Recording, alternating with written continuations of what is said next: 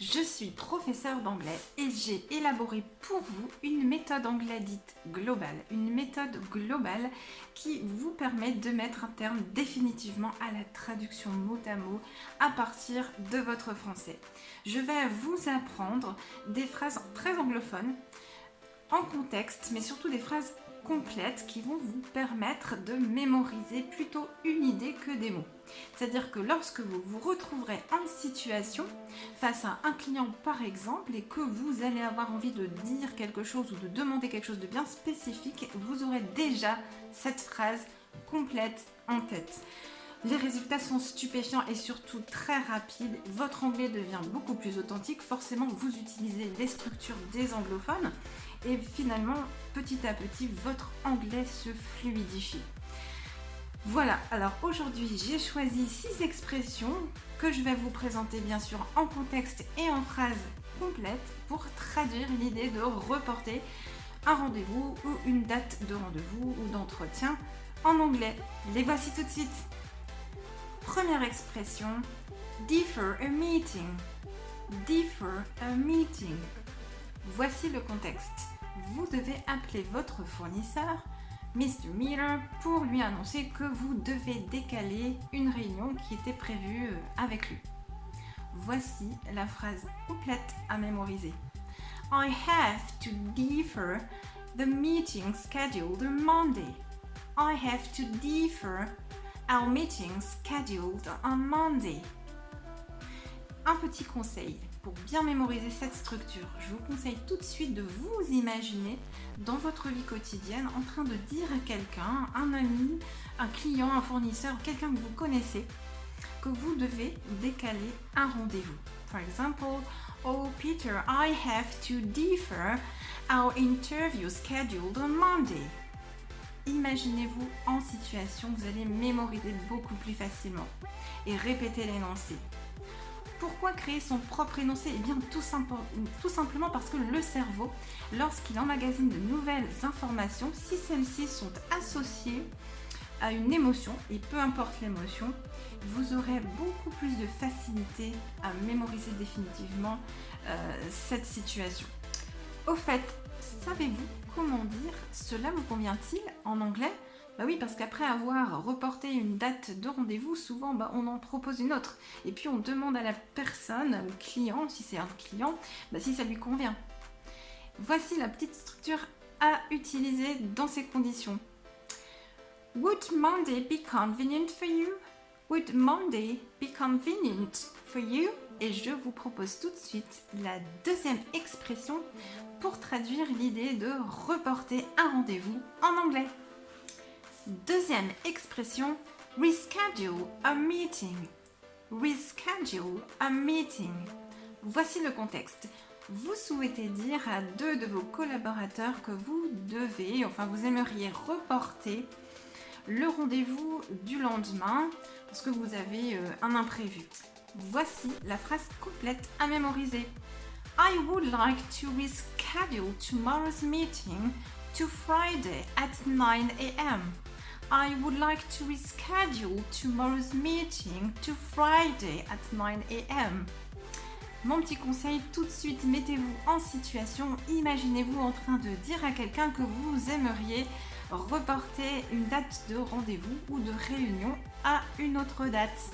For example, oh Peter, I would like to reschedule tomorrow's interview to Friday at 10 a.m. Mais savez-vous qu'en anglais, il existe une petite structure, plus exactement un verbe à particules pour dire également décaler un rendez-vous, une date ou une réunion. Ces petits verbes à particules sont des structures très anglophones mais très peu utilisées par les Français parce qu'un petit peu plus complexes. Et moi je vais vous donner tout de suite cette petite astuce qui va vous permettre de passer votre anglais au niveau supérieur. La voici. Troisième expression, put off a meeting. Put off a meeting. Voici le contexte. Vous imaginez que vous devez dire à deux de vos collègues que la date de réunion qui était déjà fixée a été décalée, reportée, on va dire, à vendredi prochain. Voici la structure complète à mémoriser. The meeting was put off until next Friday. Or, the meeting was put off to next Friday. Vous voyez ici, vous avez deux possibilités. Après put off, vous pouvez ajouter until et la nouvelle date, ou bien vous ajoutez to et la nouvelle date à laquelle elle est reportée. Bien sûr, tout de suite, mise en pratique, imaginez-vous tout de suite en contexte en train de dire à quelqu'un qu'un rendez-vous, imaginons un rendez-vous chez le dentiste, a été reporté. Oh, excuse me, Peter. Oh, my dentist appointment was put off until next Friday. Vous voyez, c'est très simple.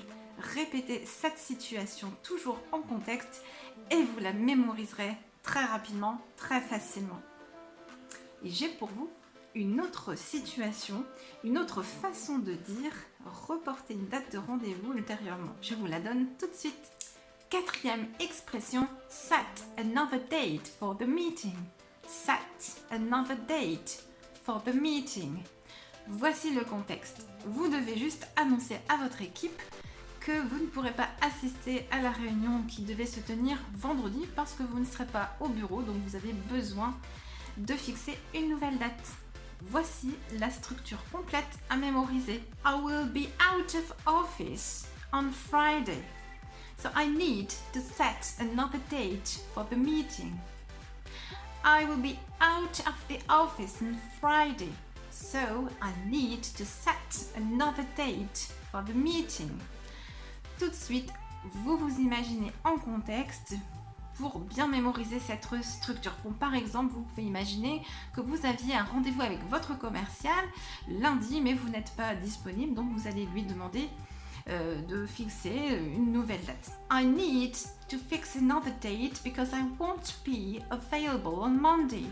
I need to set another date because I won't be available on Monday. Désormais, je vais vous apprendre comment dire décaler la réunion, mais d'une heure, c'est-à-dire une heure plus tard.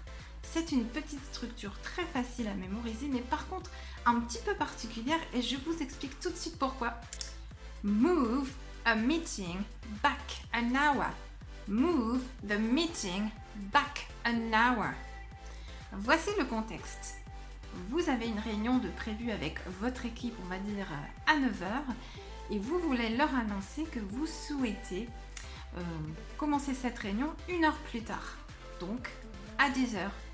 Voici la structure complète à mémoriser. I need to move the meeting back an hour. I need to move the meeting back an hour. Back an hour means 1 hour later. 1 hour later. C'est pas évident parce qu'avec back, on a vraiment l'impression qu'on revient en arrière et que donc on va enlever une heure. Donc une heure plus tôt. Et en fait, pas du tout. C'est une heure plus tard. C'est-à-dire, au lieu de commencer à 9h, elle va commencer à 10h. I need to move the meeting back an hour. 1 hour later. Et maintenant, je vous donne la structure équivalente pour dire commencer une réunion, mais une heure plus tôt. To move the meeting forward an hour. To move the meeting forward an hour. Voici le contexte. Vous avez une réunion programmée avec votre équipe à 9h, mais cette fois-ci, vous souhaitez leur dire que vous allez la commencer une heure plus tôt. I need to move the meeting forward an hour. I need to move the meeting forward an hour. Forward an hour means 1 hour earlier. Encore une fois, avec forward, on a vraiment l'impression qu'on va partir une heure plus tard et en fait, pas du tout. C'est tout le contraire. Forward an hour means 1 hour earlier. Une heure en moins. C'est-à-dire qu'au lieu de commencer à 9h, elle commencera à 8h. Voilà, désormais, vous savez dire reporter un rendez-vous, une réunion, un entretien en anglais. Quels sont les avantages de cet apprentissage en structure complète et en contexte? Eh bien, rapidement, vous allez vous apercevoir que votre anglais devient beaucoup plus authentique, beaucoup plus fluide, effectivement, puisque vous utilisez les structures des anglophones. Et finalement, vous arrivez maintenant à penser en anglais, ce qui fait toute la différence. Alors, si cette vidéo vous a plu, si elle vous a permis de passer votre anglais au niveau supérieur. N'hésitez pas à liker, laissez-moi un commentaire, je serai ravie d'y répondre. Posez-moi toutes vos questions. En attendant, je vous retrouve très prochainement avec de nouvelles structures très anglophones que vous pourrez très facilement et rapidement utiliser en contexte dans votre quotidien. Je vous dis à très bientôt.